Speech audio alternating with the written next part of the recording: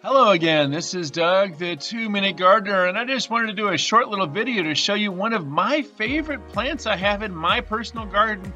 This is called Rose Scented Geranium. It is incredibly easy to grow, grows really great from cuttings, very tough, it's even drought tolerant, but what I love best about this plant is it is so fragrant.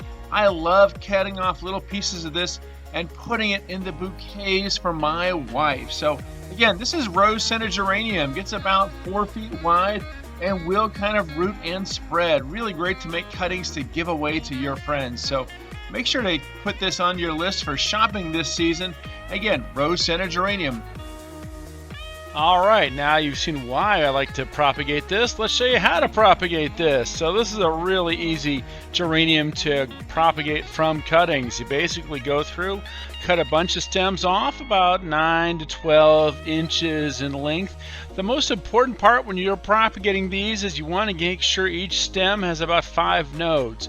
A node is wherever the leaf touches the stem. Notice there's a little bump on the stem. That is a leaf node.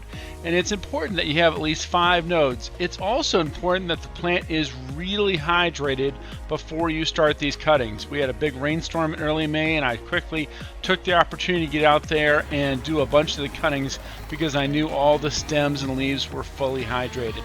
Alright, so we've taken all the cuttings, we've laid it all out, we've figured out how many pots we're going to use, we've filled it up with some really good loose potting soil about halfway up, and then I put all the cuttings in there, making sure to get them upright, and occasionally if it's kind of a smaller stem, I'll even double up the stems in a pot just to make sure I get a really good vigorous plant out of each one of these cans. Once I put all the cuttings in, I fill up the dirt and I make sure to bury at least 3 nodes because that's where the root growth is going to come from. Again, rose scented geraniums are so easy to propagate, you do not need to use a rooting hormone. They're really similar to a lot of other kinds of geraniums as well, but I love these, again, as you saw in the early part of this video, because they are great for cut flower arrangements. They last forever in the vase. They're fragrant. They're rabbit resistant. It's a great plant. Anyway, put them in there, put them in the shade someplace that gets a little bit of morning sun, mostly shade.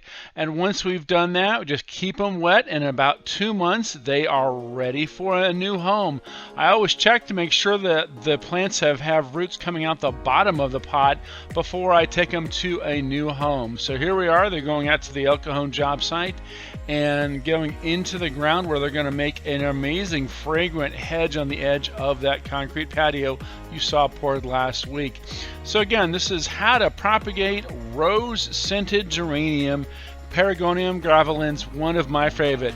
Well, that's all the time we have for today. Thanks so much for watching. Make sure to smash that like button and hit subscribe to get more of my videos. Again, this is Doug, the 2-Minute Gardener, saying thanks so much for watching.